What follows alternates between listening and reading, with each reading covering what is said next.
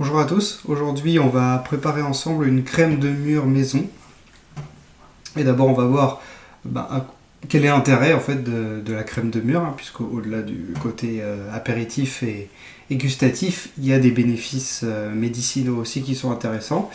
Et puis après on va voir exactement comment on fait la préparation, ce qui est extrêmement simple, pour que vous puissiez profiter des bienfaits de la mûre facilement chez vous quand vous le souhaitez.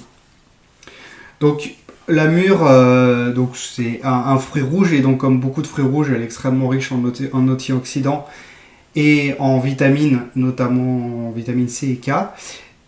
Donc vous voyez, comme on en a déjà parlé dans d'autres vidéos, la vitamine C, c'est une vitamine qui est très fragile à la préparation. Donc c'est pour ça qu'il faut choisir les bonnes façons de préparer la mûre pour pouvoir conserver la vitamine C. Et notamment, ça veut dire ne jamais chauffer et éviter d'exposer à l'oxygène, à la lumière le plus possible. On va du coup passer par l'alcool, qui est ce qui va permettre de conserver et de stabiliser la vitamine C au mieux. Et donc, d'où l'intérêt de la crème de mûre. Et puis la vitamine C, il y a aussi du fer, du manganèse et du potassium. Donc elle est très intéressante au niveau de la micronutrition, et surtout pour les anémies, s'il y a des carences en fer, c'est une plante qui est intéressante. Et puis, il y a plein d'antioxydants, comme dans tous les fruits rouges. Et donc, on va aussi essayer de les préserver au mieux, puisque comme la vitamine C, tous les antioxydants sont très fragiles à la lumière, à l'oxygène, puisqu'ils sont là pour s'oxyder. Donc, c'est pour ça qu'on va utiliser encore une fois l'alcool. En plus de ça, si au moment où vous faites vous-même votre alcoolature de mûre, donc si vous ne savez pas comment faire une alcoolature, je vous renvoie à la vidéo sur le cynorhodon, dans laquelle j'explique plus précisément comment on fait une alcoolature. Donc vous pouvez faire votre alcoolature de mûre vous-même. Et au moment où vous la faites, vous pouvez ne prendre que les fruits. Et dans ce cas-là, vous faites vraiment la crème de mûre comme on la trouve dans le commerce. Ou vous pouvez aussi y ajouter un petit peu de tige, un petit peu de feuilles de ça, de là, comme on le fait quand on fait du vin rouge, tannique. On prend des petits morceaux de tige, etc. Quel est l'intérêt? C'est qu'en plus de ça, du coup, on va prendre les tanins qui sont présents dans la ronce. Et donc, on va rajouter en plus un intérêt supplémentaire dans la préparation avec des tanins. Ce qui fait que globalement, ça va être un mélange qui va être... la crème de mûre va être intéressante pour tout la sphère cardiaque et circulatoire globalement, puisque les tanins, on en a déjà parlé, ils vont avoir tendance à astringer, donc à resserrer les tissus, et donc à accélérer le débit. Et puis à côté, on a le fer et puis la vitamine C et tout ça qui vont vraiment participer au maintien du bon fonctionnement du système circulatoire. Donc ça fait vraiment une boisson qui va être très intéressante pour tous les problèmes circulatoires. Et elle est surtout utilisée pour les varices ou ce genre de choses, la mûre, dans la pratique. Donc, on va pouvoir réaliser la crème de mûre. Vous allez voir que c'est relativement simple. Donc, évidemment, pour que ça puisse être buvable, on va commencer par préparer un sirop. Le sucre étant là, rappelez-vous, pour conserver la préparation, ça stabilise, ça évite le développement de bactéries et surtout de moisissures dans la préparation, parce qu'il y a toujours une part d'eau qui peut être utilisée par les moisissures. Et puis aussi, évidemment, c'est pour que la boisson soit buvable, parce que la mûre pure, c'est extrêmement fort, donc voilà, c'est pour aider à faire passer ça. Donc, je vais préparer un sirop. Donc, évidemment, là, encore une fois, moi, j'ai plein de petites bouteilles de 200 ml, donc c'est ce que je vais utiliser pour faire la crème de mûre. Donc, je prévois environ 100 ml d'eau et la moitié en sucre. Donc, 50 g de sucre. Donc, 50 g de sucre, 100 g d'eau que je vais faire chauffer pour préparer le sirop. Donc je fais chauffer jusqu'à ce que le sucre soit complètement dissous dans l'eau. Avec la moitié de sucre pour l'eau, ça va relativement vite. Et pendant ce temps-là, je vais préparer l'alcool. Donc dans les autres préparations, souvent je fais moitié l'alcool infusé avec le fruit et l'autre moitié de l'alcool pur pour diluer un peu les arômes. Dans le cas de la mûre, c'est pas nécessaire parce que la mûre est déjà gorgée d'eau. Et donc il va y avoir déjà une dilution qui va se faire. C'est pas comme quand on utilise une feuille ou une racine, où là il y a beaucoup de matière et c'est très concentré en molécules aromatiques. Dans le cas de la mûre, comme il y a déjà beaucoup d'eau dedans, on a déjà une boisson qui va être plus diluée que dans d'autres cas. Donc là, on va utiliser la mûre, l'alcool de mûre sans rediluer derrière, à part avec le sirop. Donc ce qui fait que là, encore une fois, j'ai prévu à peu près 100 g d'alcool. Donc pour la mûre, si vous faites votre alcoolature, hein, utilisez bien l'alcool à 90 degrés pour bien faciliter l'extraction. Si vous faites tremper pendant un mois dans de l'alcool à 40, vous allez réussir à tout extraire, mais vous allez laisser plus de temps à l'oxydation à s'installer. Donc plus on va vite, mieux c'est. Donc pour la mûre, pour pouvoir la stocker et la mettre à l'abri de la lumière, de la chaleur, de l'oxygène, il faut aller le plus vite possible. Et donc pour ça, de l'alcool à 90, c'est plus intéressant.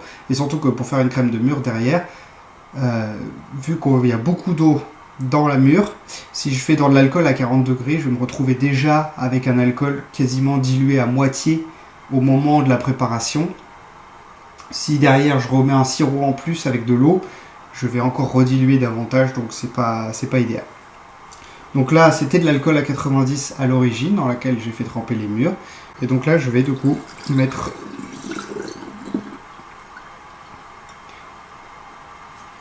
100 g d'alcool dans la bouteille, ce à quoi je vais pouvoir ajouter le sirop ensuite.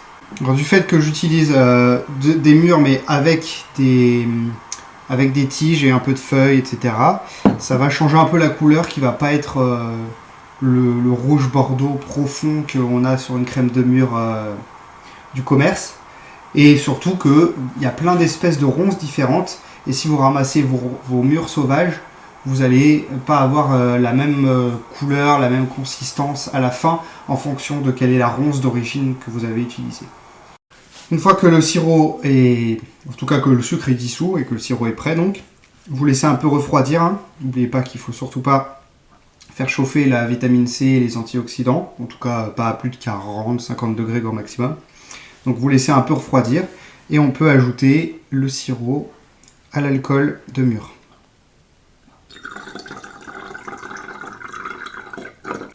On mélange le tout. Et c'est déjà fini, hein. C'est pas très compliqué. La liqueur, la crème en tout cas, est déjà prête. Donc comme toute liqueur, puisque techniquement c'est une liqueur, hein, même si on appelle ça une crème, la crème étant plus associée à la quantité de sucre qui est présente dedans classiquement. Là, la dose que j'ai mise, moi, est bien inférieure à celle que vous aurez dans une crème de mûre du commerce. Si vous préférez quelque chose de plus sucré, allez-y. Vous serez plus proche de la vraie crème de mûre. Moi, je le fais à mon goût, hein, simplement. J'aime toujours mieux quand c'est moins sucré. Et donc, dans ce cas-là, c'est plus vraiment une crème, par définition. Mais en tout cas, vous avez donc là une liqueur qui va être toujours, comme toutes les liqueurs, gagner en qualité et gustative si vous la conservez un certain temps, le temps que les arômes se marient, que tout se mélange, s'homogénéise. Et donc vous avez cette liqueur, donc comme c'est une crème, donc là avec ce taux de sucre vous pouvez la boire toute seule, ça passera. Par contre vous pouvez aussi l'utiliser comme une crème de mûre classique, c'est-à-dire dans toutes sortes de kir. Ça peut être utilisé de cette façon. À vous de voir comment ça vous plaît au niveau gustatif, expérimentez avec, comme toujours. Et puis donc si vous voulez travailler sur une problématique circulatoire, vous pouvez prendre une dose simple de ça par jour, sachant que 1 centilitre suffit. Hein. On est sur des choses quand même très concentrées, donc pas besoin de grandes doses pour pouvoir avoir des bénéfices. Donc vous pouvez boire ce centilitre là dans un kir ou, comme je vous disais, brut, directement. Vous voyez aussi si vous préférez avec un glaçon, sans rien. À vous de tester, expérimenter avec. On a donc fini avec la préparation de la crème de mûre. Donc je vous invite vraiment à expérimenter chez vous, à tester, à à essayer de la préparer vous-même. Hein. Alors, j'ai fait la vidéo maintenant, les murs, c'est pas maintenant qu'on les ramasse, hein, donc c'est part du principe que vous avez déjà des murs en stock, mais au pire, vous pouvez déjà essayer de faire la même chose avec d'autres fruits, hein. C'est tout à fait envisageable, des fruits de printemps, surtout les fruits rouges. Dès que les premières fraises ou framboises seront dans votre jardin, si vous en avez, ou sous accès, ou les fraises des bois, vous pouvez essayer avec tout ça, hein. C'est à peu près la même logique. On se retrouve dans une prochaine vidéo où on va peut-être pouvoir aller partir en cueillette puisque le beau temps revient et le printemps arrive vraiment là, donc on va bientôt pouvoir aller retourner ramasser des plantes sauvages. Et puis, comme toujours, d'ici là, si la vidéo vous a plu, n'hésitez pas à appuyer sur le bouton j'aime et puis à vous abonner si vous souhaitez être tenu au courant des prochaines sorties vidéo. À bientôt.